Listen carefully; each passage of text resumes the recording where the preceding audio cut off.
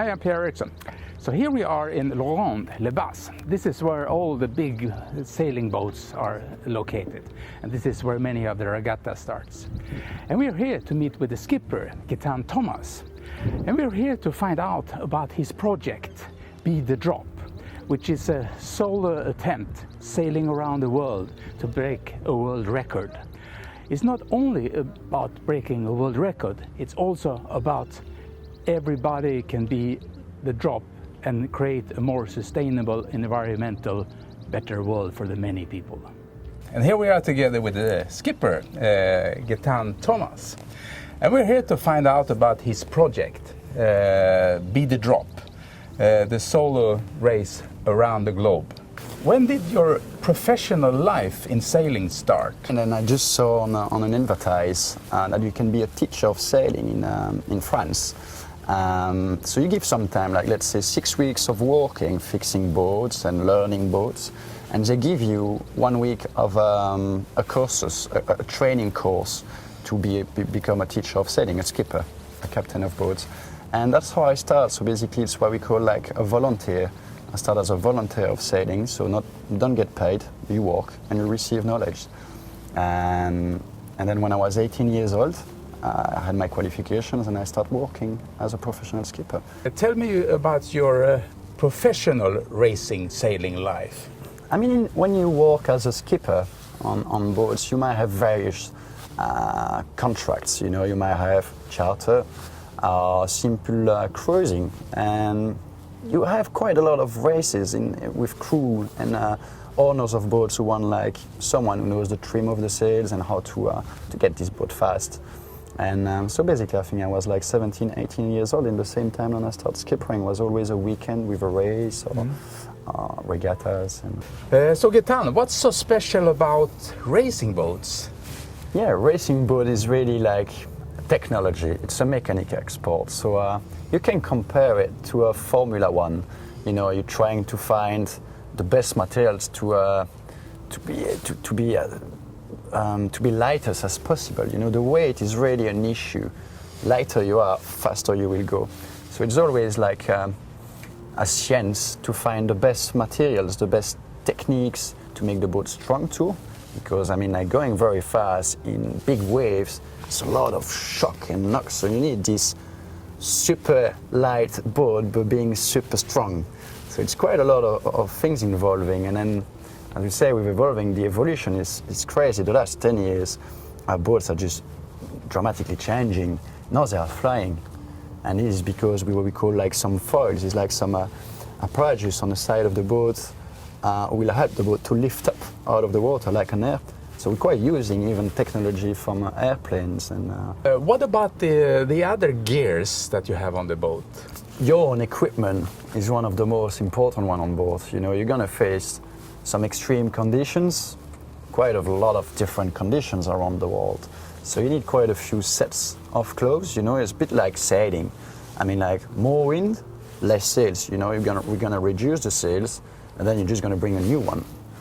A bit the same for me. You know, you're gonna leave, and up to the equator is gonna be pretty cold because I have to leave in the winter, and then I'm gonna start to approach the equator. So you're gonna have to change gear to something a bit more lighter and breathable, you know, because the boat's still wet. So you're still getting wet and that might cool you, but it's warm. So it's really a mix, you know, to have the right gear so you don't sweat too much, you know. And then you're gonna go back south and south and south through Antarctica, and that's gonna be very, very freezing. We're talking between -5 to +5 degrees for 40 to 50 days. So then you're gonna have like the storm set, you know, it's basically something totally dry. We call it a dry suit. So you're gonna close yourself in, and if you fall in the water, you keep dry, and that might save your life. So as you can see, the moment I'm wearing Henry Lloyd. So this is like the summer set, and to get wet, you know, but super light. So this set, for example, I will use it like from here to Portugal, and then probably again in the equator, and then again when we have to come back. Then I have another set when it starts to be a little bit more rough. You know, it's a proper, it's again a salopette and a jacket, but maybe no zips. you know, so you don't have the risk to have water going through the zip. Or here with more spray hoods and really protect for your ears, because we lose a lot of temperature from the ears and the head. And then you're gonna have the last set, which is like what I call it, the stormy set, and which is the dry suit, and that one is like totally waterproof. Yeah. What is the most important then in clothes? Is it the zipper, or is it the material, or is it what's the most important part? It's actually the combination of all those things you are saying. Because if you have a good hood but then a bad zip, that's not gonna work. It's really the combination of everything. So I think like to find the right gear for sailing or for even the alpine, you know, the companies who are building like Helmreloads, they really have to walk and talk to skippers and people doing this kind of adventures to find out what can we improve. So it's a bit like sailing in competition again. It's always an improvement.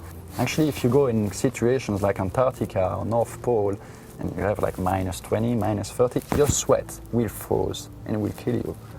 So that's why now we use Gore-Tex for alpine, for every extreme things.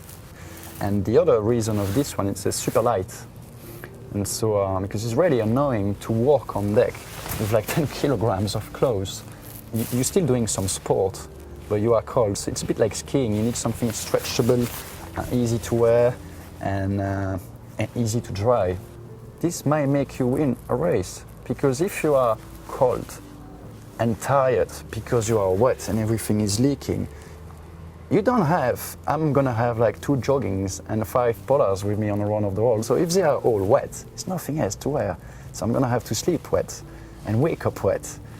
And then I think your mental is gonna start to crash down. And that ain't good for racing and win something. So you need the best gear. What major races in sailing are there in the world? The biggest, like with crew and only professionals on board, is what we call used to be called the Volvo Ocean Race. They just changed the name this year, and now it's the Ocean Race. Then you got another one, which is leaving every 4 years from France. It's what we call the Vendée Globe. Then you got other major ones like the Fastnet Race. Races like Volvo or Vendée Globe, you might have 20, 30 boats. And then you have another big one, which is the one I have done. It's the Clipper Race, Clipper Around the World Yacht Race. And that one is exactly like the Volvo Ocean Race, because we're taking amateurs. And only the captain is professional, which is the beauty of that race. And then you got other kind of racing in sailing. It's the America Cup or the Olympic Games. Now you have decided to go sailing solo yourself around the globe. I really want to try to break an existing record, which is on a 40-foot long, so 12 meters long boat. And the record to break is actually to sail solo around the globe, exactly like the Vendée Globe, but not with all the friends. It's just me to try to break a record. And the time to beat, it's 137 days, 1 minute and 57 seconds. As I understand, you have also added a concept to your solo around the globe race. Tell me more about that. We all got to try at least within our own way, our own scale, to do something about like what is happening. Global warming, pollution, deforestation, protection of the animals. It's quite a few things, and I believe if everyone changes, it's going to be a change. So I'm like, it's a bit like the expression, if the drop was going to fill up the glass, you know. So I think we all have to be like a kind of a little drop, you know, the little detail. Like imagine, just do check your rubbishes, you know, you do your recyclages, try to buy less. No more plastic bottles, drink the water from the tap. It's the same water.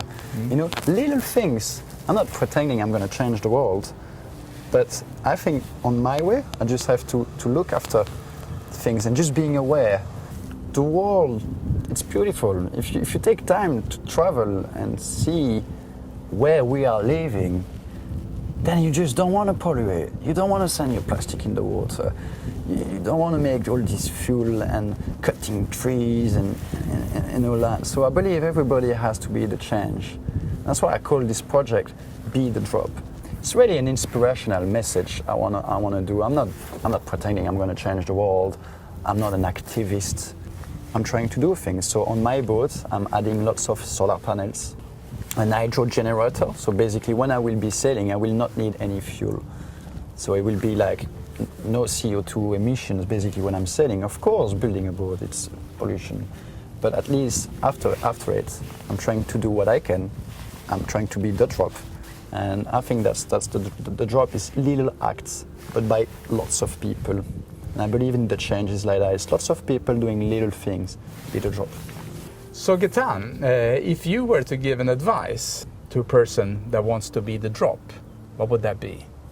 You know, it's a bit like sailing. You know, you need to pay attention to details, to little things. Because I believe if we change little things, now we're gonna maybe change and probably change big things, big problems. So yeah, it's really pay attention to the detail and tiny things. Yeah, that's good. You want to be part of this too, yeah? Yeah.